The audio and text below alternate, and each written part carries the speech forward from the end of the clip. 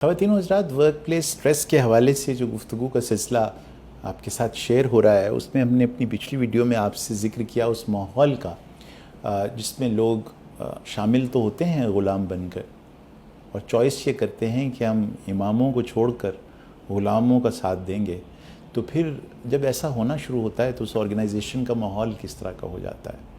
आज की गुफ्तगू में मैं कुछ ऐसे अमूमी रवैयों के बारे में आपसे ज़िक्र करना चाहूँगा जो इन ऑर्गेनाइजेशंस में खेल के तौर पर खेले जाते हैं।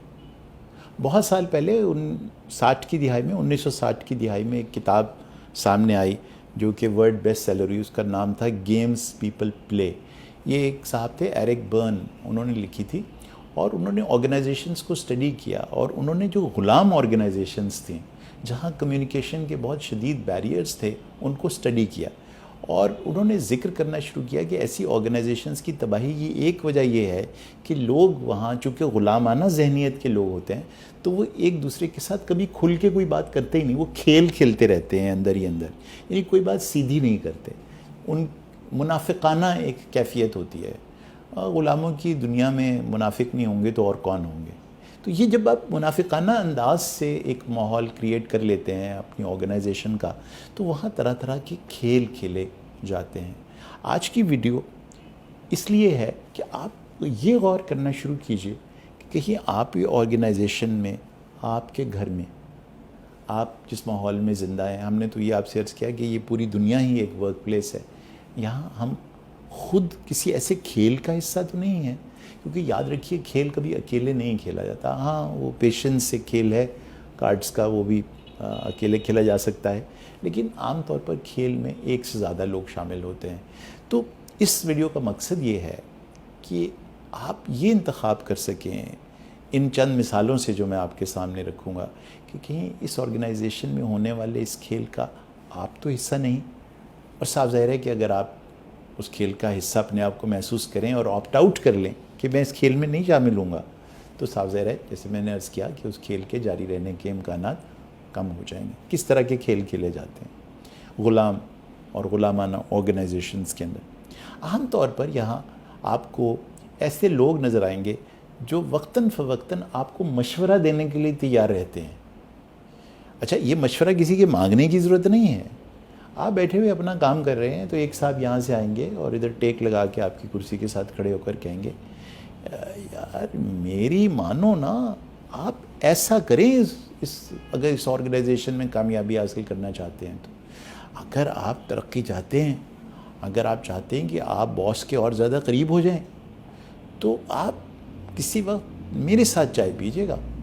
बस फिर जो मैं चंद मशवरे आपको दूंगा, कीमती मशवरे, worth there wait in gold, उनसे देखिएगा कि आप ऐसे कैसे सीधे ऊपर की तरफ हाईएस्ट पोस्ट पर पहुंच जाएंगे चंद ही सालों में। और ख़ुद उनकी हालत ये होती है कि वो जहां एम्प्लॉयड थे वहीं पर आज भी हैं। तो ये जो मुफ्त मशवरा कॉरपोरेशन के लोग हैं जो कि आपको मुफ्त मशवरे देते फिर रहे हैं, ये आपकी ज़िंदगी में जहर घोलना शुरू करते हैं। और आप चूँकि ये देखते हैं कि भाई आप तो इस ऑर्गेनाइजेशन में नए हैं और ये पहले से हैं, तो शायद ये बेहतर जानते होंगे इसके कल्चर के बारे में। हाँ, जानते तो हैं, लेकिन जिस कल्चर को वो प्रमोट कर रहे हैं उसमें आपको भी अभी इंडक्ट करने वाले हैं ग़ुलाम की हैसियत से। तो एक ग़ुलाम दूसरे ग़ुलाम को लेकर आ रहा है खेल का हिस्सा बनाने के लिए। अब वो आपसे कहेंगे कि देखो, ऐसा है कि चाहे तुम्हें 10 काम मिले, सबसे पहला काम वो करना है जो बॉस ने दिया हुआ है। वो भाई सबसे अर्जेंट है, इम्पॉर्टेंट हो या ना हो। ये मत बैठ के सोचते रहना कि वो मुझे तो बहुत बड़े बड़े काम अभी करने हैं और ये तो बॉस वाली जो चीज़ है ये तो बाद में भी की जा सकती। भाई, ये काम सबसे ज़्यादा अर्जेंट है। अच्छा, खुद आप उनका भी रवैया ये देखेंगे कि हर वक्त इस ऑर्गेनाइजेशन में वो खेल क्या खेलते रहते हैं। भाई देखो, सारे काम छोड़ दो, बॉस ने कहा है कि ये अगले 24 घंटे में उनकी मेज़ पे होना चाहिए। और आपको पता चलेगा कि वो काम जो आपने 24 घंटे दिन रात एक करके और पूरी रात जाके मुकम्मल किया है, वो अगले 7 दिन तक बॉस की टेबल के ऊपर डस्ट गैदर करता रहे। तो ये जो एक अर्जेंसी क्रिएट करते हैं ना, वो हमारे अस्पतालों में जिस वक्त हम ज़रा जूनियर डॉक्टर थे, हाउस जॉब कर रहे تھے تو اکثر ہمارے جو سینئرز تھے وہ اگر ہم سے کوئی کام کروانا چاہتے تھے بہت تیزی سے تو کہتے تھے پروفیسر صاحب آ رہے ہیں 2 بجے ان کا راؤنڈ ہے, یہ بس ابھی کر لو, تمہارے پاس آدھا پونا گھنٹہ ہے, تھوڑی ہی دیر رہ گئی ہے. یعنی وہ ایک ہوا, جو باس ہے اس کو ایک ہوا کریٹ کر کے, وہی وہ خدا بنایا ہوا ہوتا ہے ان کو, تو اس ہوے کے ذریعے آپ کے ساتھ کام کروائے جاتے ہیں. یہ جو ارجنسی کریٹ ہوتی ہے اس سے کیا ہوگا؟ صاف ظاہر ہے کہ جب آپ کوئی کام تیزی میں کریں گے, غلط کریں گے, اس کی کوالٹی کوئی نہیں ہوگی. تو پروفیسر صاحب تو بھئی اس وارڈ کو اچھی طرح سے چلانا چاہتے ہیں, وہ تو یہ چاہتے ہیں کہ یہاں مریض ٹھیک ہو کر جائیں, لیکن جس وقت آپ جلدی میں وہی کام کریں گے تو صاف ظاہر ہے کہ مریض بیمار ہونا شروع ہو جائیں گے. تو گیمز کی یہی پرابلم ہوتی ہے کہ اس کے نتیجے میں کام تو ہوتے رہتے ہیں اس آرگنائزیشن میں, لیکن ان کاموں کی کوئی کوالٹی نہیں ہوتی, ان کاموں کے اندر سے کوئی فلاح کا یا خیر کا عنصر نہیں نکلتا, وہ کام بدصورت ہوتے ہیں. وہ غلاموں کے بنائے ہوئے کیے ہوئے کام خوبصورت اور حسین کیسے ہو سکتے ہیں؟ حسن, خیر, یہ تو اماموں کے حصے میں آتی ہے. پھر صاف ظاہر ہے جیسے میں نے عرض کیا تھا کہ وہ مائی وے اور ہائی وے والی بات میں, تو پھر ہر وقت کسی نہ کسی کے اوپر بلیم تو آنا ہے نا. تو بلیم سے بچنے کے لیے ہر وقت آپ دیکھیں گے کہ اس طرح کی آرگنائزیشن میں نا ایکسکیوزز کا ایک کلچر ہوتا ہے.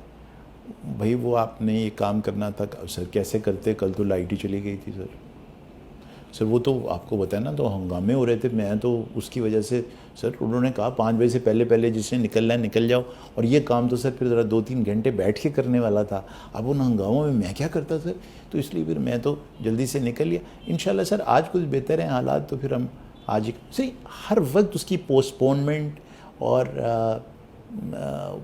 وہ سر وہ فلاں شخص نہیں تھا جس سے مجھے چابی لینی تھی, کبھی وہ چابی گم ہو جاتی ہے, کبھی کمپیوٹر لاک ہو گیا تھا, کبھی لائٹ چلی گئی ہے, کبھی ٹیکنیکل فالٹ آ گئی تھی.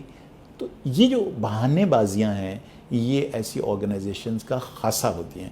تو جس آرگنائزیشن میں آپ دیکھیں کہ بہانے چل رہے ہیں مختلف طرح کے, اور ہم تو جانتے ہیں ایسے لوگوں کو جو بہانے کے چیمپئن ہوتے ہیں, مطلب ایسے کمال بہانے وہ تراشتے ہیں کہ داد دینے کو جی کرتا ہے کہ مرزا غالب نے کیا شعر کہے ہوں گے جو بہانے انہوں نے کہے ہیں.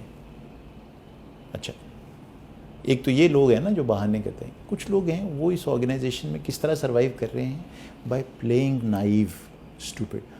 سر دیکھیے مجھے تو سر آتا کچھ نہیں ہے, آپ قابل آدمی ہیں, آپ کا جواب نہیں ہے, سب لوگ آپ کی تعریفیں کرتے ہیں, سر کچھ ادھر بھی نگاہ ڈالیے گا. دیکھیے نا میں تو اتنا مجھے آتا ہی نہیں, میں آپ سے سیکھنا چاہتا ہوں سر, اسی بہانے وہ سارا کام آپ سے کروا لیں گے. اچھا تو اچھا یہ ایک تو یہ طریقہ ہے کہ میں بہت مجھے آتا کچھ نہیں ہے اور آپ بہت استاد آدمی ہیں, اب آپ کو پھونک آ گئی, آپ ایک دم پھیل پھول گئے اور آپ نے کہا اچھا ہاں یہ بات تو صحیح ہے, خیر مجھ سے بہتر کون کر سکتا ہے, اور نتیجے میں آپ 10 لوگوں کا کام کر رہے ہوں گے, سب میں مشہور ہو جائے گا کہ ان کو ذرا سا پمپ کریں اور اپنا کام کروا لیں.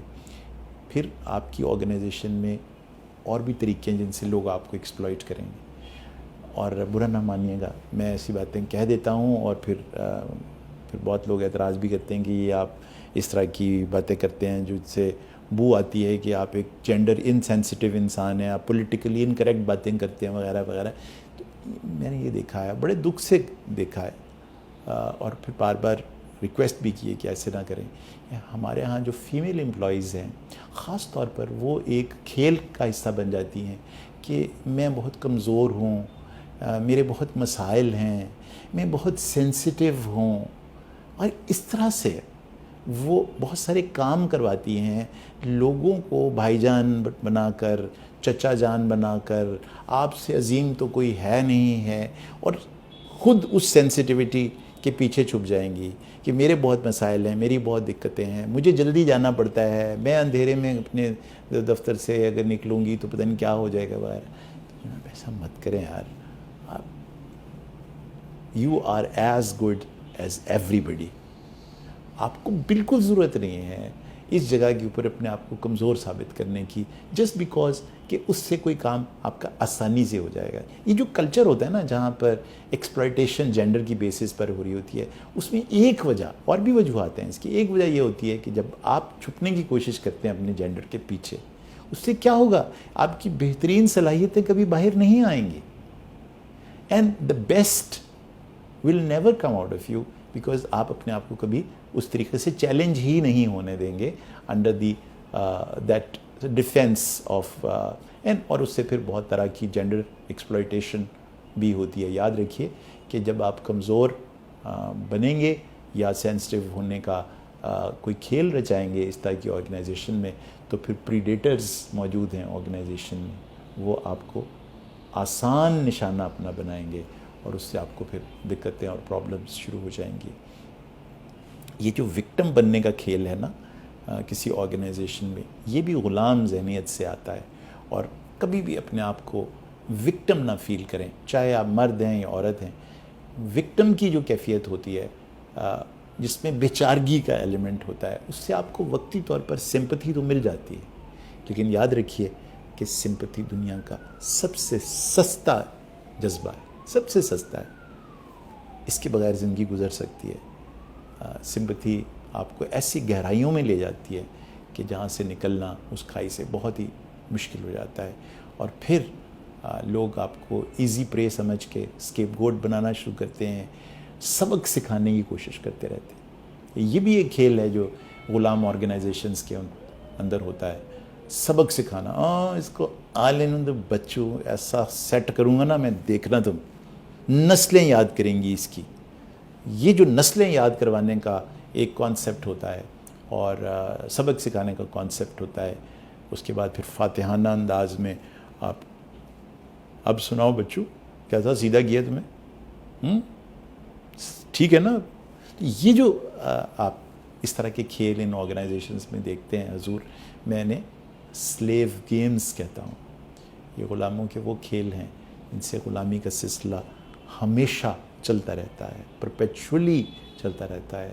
جیسے میں نے عرض کیا کہ یہ غلامی کا کھیل چاہے گھر میں چل رہا ہو, چاہے محلے میں چل رہا ہو, آرگنائزیشن میں چل رہا ہو, یا کسی سوسائٹی میں چل رہا ہو, اس سے کبھی فلاح, حسن اور خیر نکل ہی نہیں سکتا.